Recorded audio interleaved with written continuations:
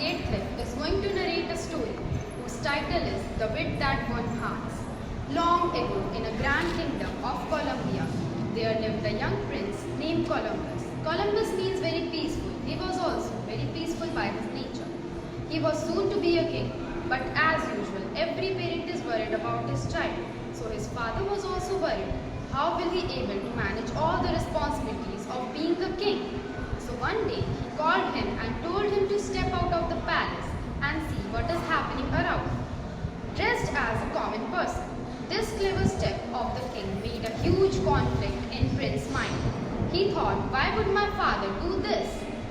But he has to do it. So he went through the villages and saw the harsh reality of the villagers. People are struggling for a penny of money. Farmers are working in extreme heat, and children are going barefoot to study under the shadow of the tree. This reality melted the prince's heart. No one knew that he was a prince there. So one day, an old lady invited him on a dinner and gave him a loaf of bread and said, I don't have that much to give you, but it's all that I can afford. These lines melted the prince's heart, and he thought, the efforts these people are putting just to buy a loaf of bread is just unbelievable.